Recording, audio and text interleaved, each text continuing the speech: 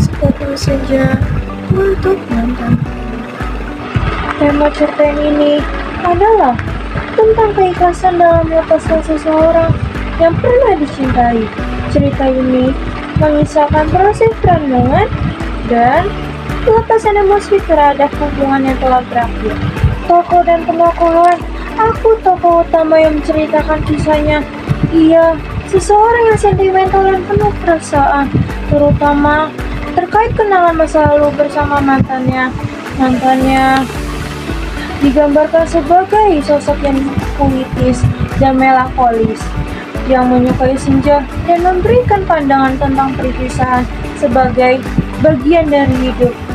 Latar yang pertama, latar tempat, taman, tempat yang sering dikunjungi oleh tokoh utama dan mantannya.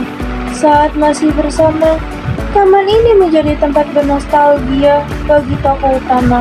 Yang kedua, latar suasana. Suasana cerita penuh melankoli, sendu, namun pada akhirnya berubah menjadi kenangan dan kedamaian. Yang ketiga, latar waktu. Senja hari menjelang malam, senja digunakan sebagai simbol dari akhir hubungan mereka. Alur dalam cerpen ini adalah alur maju dengan beberapa kilas balik tentang kenangan masa lalu.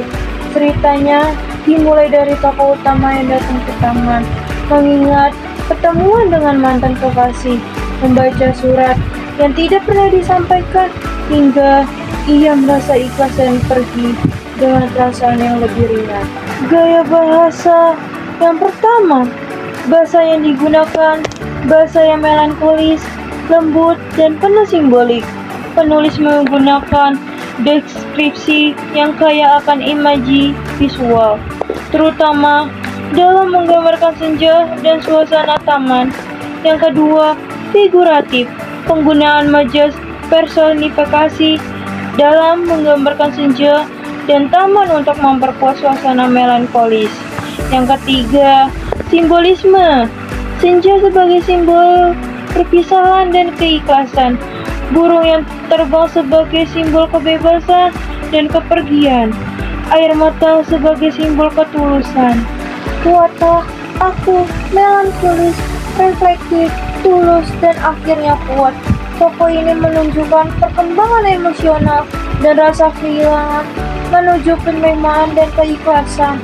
Mantan kekasihnya bijaksana melalui kenangan akan perkataannya, menjadi simbol pelajaran hidup bagi tokoh utama. Sudut pandang cerita menggunakan sudut pandang orang pertama, aku, yang membuat pembaca lebih dekat dengan emosi dan pikiran tokoh utama. Amanat yang pertama, perpisahan bukanlah akhir dari segalanya, tetapi bisa menjadi awal dari perjalanan baru.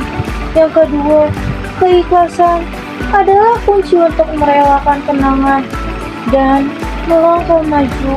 Yang ketiga, setiap momen termasuk perpisahan memiliki keindahan dan makna tersendiri.